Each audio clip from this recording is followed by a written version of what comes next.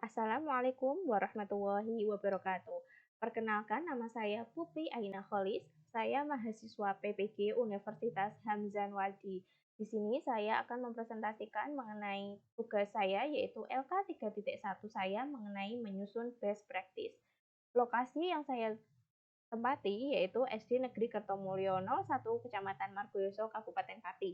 Lingkup pendidikannya yaitu sekolah dasar. Tujuan yang ingin saya capai di aksi pertama maupun aksi kedua yaitu sama, hanya saja materi yang berbeda. Tujuannya yaitu menerapkan model pembelajaran berbasis masalah dan menggunakan media pembelajaran inovatif dapat meningkatkan motivasi belajar siswa kelas 5. Aksi pertama mengangkat tema 1, subtema 1 pembelajaran 1, kalau aksi kedua mengangkat tema 1, subtema 3 pembelajaran 2. Tanggal pelaksanaan aksi pertama yaitu Senin 5 September tahun 2022, sedangkan aksi yang kedua yaitu Selasa 13 September tahun 2022. Kondisi yang menjadi latar belakang masalah pada aksi pertama saya adalah yang pertama, pembelajaran hanya terpusat pada guru. Yang kedua, peserta didik hanya duduk mendengarkan ceramah. Yang ketiga, peserta didik tidak semangat untuk mengikuti pembelajaran. Yang keempat, guru tidak menggunakan model pembelajaran yang inovatif. Yang kelima, guru tidak menggunakan media pembelajaran yang menarik. Dan yang terakhir, peserta didik saling berbicara saat pembelajaran berlangsung. Praktek pembelajaran ini menurut saya penting untuk dibagikan karena kemungkinan ada guru yang mengalami permasalahan yang sama. Diharapkan kegiatan ini dapat menambah motivasi mengajar guru dan guru mampu menerapkan model pembelajaran inovatif serta memanfaatkan media pembelajaran. Sebagai guru, saya mempunyai tanggung jawab untuk melaksanakan proses pembelajaran yang memanfaatkan media dan model pembelajaran yang tepat. Diharapkan tujuan pembelajaran peserta didik tercapai dan motivasi belajar peserta didik meningkat. Latar belakang masalah pada aksi kedua saya yaitu peserta didik kurang berinteraksi dengan peserta didik lain karena masih canggung. Yang kedua, motivasi belajar peserta didik masih kurang. Praktek pembelajaran pada aksi 2 menurut saya penting untuk dibagikan karena kegiatan ini dapat menambah motivasi mengajar guru dan membuat pembelajaran lebih terstruktur serta membuat tercapainya tujuan pembelajaran dan pembelajaran menjadi lebih menarik. Bagi guru, saya mempunyai tanggung jawab untuk melaksanakan proses pembelajaran yang memanfaatkan media dan model pembelajaran yang tepat sehingga tujuan pembelajaran peserta didik tercapai dan motivasi belajar meningkat. Dari analisis terhadap kajian literatur dan wawancara dapat diketahui bahwa penyebab masalah motivasi belajar siswa yang rendah yang pertama, guru tidak menggunakan media pembelajaran yang menarik. Yang kedua, guru menggunakan metode ceramah. Yang ketiga, minat belajar siswa yang kurang. Yang keempat, kurangnya perhatian orang tua. Dan kelima, guru belum memahami karakteristik masing-masing siswa. Dari penyebab di atas, tantangan yang dihadapi oleh guru pada aksi 1 dan 2 yaitu guru harus menggunakan media pembelajaran yang menarik minat siswa. Yang kedua, pemilihan model pembelajaran yang sesuai dengan karakteristik peserta didik dan karakteristik materi pembelajaran. Yang ketiga, guru harus mampu menumbuhkan motivasi belajar peserta didik. Dari tantangan di atas dapat disimpulkan bahwa tantangan yang dihadapi melibatkan guru yaitu kompetensi pedagogik dan profesional, sedangkan dari sisi siswa adalah motivasi belajar siswa yang rendah. Yang terlibat pada PPL aksi pertama dan kedua saya yaitu peserta didik kelas 5, yang kedua guru sebagai fasilitator dan motivator, yang ketiga dosen dan guru pamong sebagai pembimbing dalam proses melaksanakan pembelajaran PPL aksi pertama dan kedua, yang keempat, rekan sejawat, serta yang terakhir adalah keluarga yang membantu mendokumentasikan pelaksanaan PPL. Tantangan-tantangan yang ditemukan pada saat identifikasi masalah harus segera diselesaikan dengan yang baik. Oleh karena itu, langkah-langkah yang perlu dilakukan guru untuk menghadapi tantangan-tantangan tersebut antara lain, aksi pertama dan aksi kedua saya menggunakan alat peraga yang sama, yaitu pemilihan media PowerPoint dan penggunaan plastisin. Yang berbeda adalah hanya materinya saja. Yang kedua yaitu pemilihan model pembelajaran. Di aksi pertama dan aksi kedua saya menggunakan model PBL.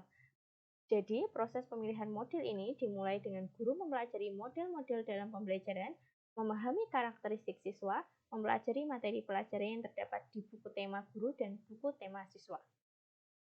Sumber daya yang diperlukan dalam pemilihan metode ini antara lain pemahaman atau kompetensi guru akan model PBL dan juga pemahaman guru akan materi pelajaran. Yang ketiga, di aksi pertama dan kedua saya, di sini sama-sama meningkatkan motivasi belajar siswa. Strategi yang digunakan sama, yaitu dengan merancang pembelajaran yang berpusat pada peserta didik. Di sini guru mengembangkan RPP dengan kegiatan berpusat pada peserta didik. Selain itu, guru juga harus mengetahui dan menerapkan sintaks PBL, dan ini diperlukan agar peserta didik dapat aktif selama kegiatan proses pembelajaran. Yang ketiga, sumber daya yang diperlukan dalam pemilihan metode ini adalah kompetensi guru untuk membuat RPP dan kreativitas guru dalam merancang kegiatan pembelajaran yang menyenangkan.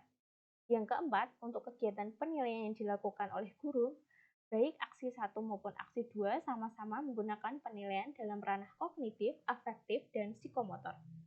Tentunya, pada instrumen yang dilengkapi mulai dari kisi-kisi, indikator, ketercapaian setiap ranah, dan rubrik penilaian untuk melengkapi penilaian akhir. Yang terakhir, berkaitan dengan kondisi ruangan, guru mendesain tata ruang dengan baik, indah, dan bersih, sehingga pada saat kegiatan belajar di kelas, peserta didik merasa nyaman. Hal ini saya lakukan pada aksi pertama maupun aksi kedua saya. Selanjutnya, refleksi hasil dan dampak. Dampak dari aksi dan langkah-langkah yang dilakukan, yaitu kegiatan dan langkah-langkah pada aksi 1 dan aksi 2 semuanya telah terlaksana dan sesuai dengan yang direncanakan. Menurut penulis, kegiatan pembelajaran pada saat PPL hasilnya cukup efektif dan peserta didik sangat antusias saat proses pembelajaran berlangsung, mulai dari kegiatan pendahuluan hingga proses pembelajaran selesai. Hal ini dapat dilihat pada aksi pertama, yaitu keaktifan siswa pada kegiatan diskusi dengan kelompok, menulis ide pokok, dan membuat organ gerak hewan dari plastisin, yaitu naik sekitar 70%. Karena dari 15 anak, ada 5 anak yang masih mendapatkan nilai keaktifan 3. Dan di aksi yang kedua, keaktifan siswa pada kegiatan diskusi dengan kelompok, menulis ide pokok, dan membuat kelainan tulang pada manusia dari plastisin, yaitu sekitar 86%. Karena dari 15 anak, 2 anak masih mendapatkan nilai keaktifan 3. Respon orang lain terkait dengan strategi yang dilakukan pada aksi pertama dan kedua, yaitu pertama, kepala sekolah mendukung kegiatan pembelajaran yang telah dilaksanakan. Yang kedua, rekan sejawat ingin melaksanakan model pembelajaran yang telah saya laksanakan. Yang ketiga, siswa senang atas pembelajaran yang telah dilaksanakan. Yang menjadi faktor keberhasilan pada pelaksanaan PPL di sekolah, yaitu yang pertama, dukungan dari kepala sekolah dan rekan sejawat, serta keluarga yang turut membantu mempersiapkan alat dalam proses perekaman kegiatan pembelajaran. Yang kedua, situasi dan kondisi yang sangat mendukung terlaksananya kegiatan PPL aksi pertama dan kedua. Yang menjadi ketidakberhasilan dari strategi yang dilakukan, yaitu yang pertama, manajemen waktu ketika pembelajaran berlangsung. Yang kedua, tidak tegas kepada anak-anak dalam pengumpulan tugas sehingga waktunya menjadi molor. Yang ketiga, rasa emosi, grogi, gugup yang berlebihan.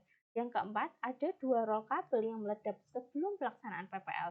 Hal ini berdampak pada emosi yang tidak stabil. Manfaat yang dapat diambil dari pelaksanaan PPL adalah yang pertama, melaksanakan pembelajaran yang terstruktur, yaitu dengan menggunakan model PPL dan memanfaatkan media yang menarik serta inovatif. Yang kedua, motivasi belajar peserta didik dapat meningkat. Yang ketiga, manajemen waktu ketika pelaksanaan pembelajaran perlu diatur. Yang keempat, mengontrol rasa emosi dan gugup. Dan ini adalah lampiran refleksi dari kegiatan best practice saya. Ini adalah foto SD Kertomulyo 01 Kecamatan Margoyoso, Kabupaten Pati. Dan ini adalah latar belakang siswa karena tidak semangat belajar. Ini adalah foto kegiatan aksi pertama saya, dan ini adalah kegiatan aksi kedua saya. Demikian yang dapat saya sampaikan. Terima kasih. Wassalamualaikum warahmatullahi wabarakatuh.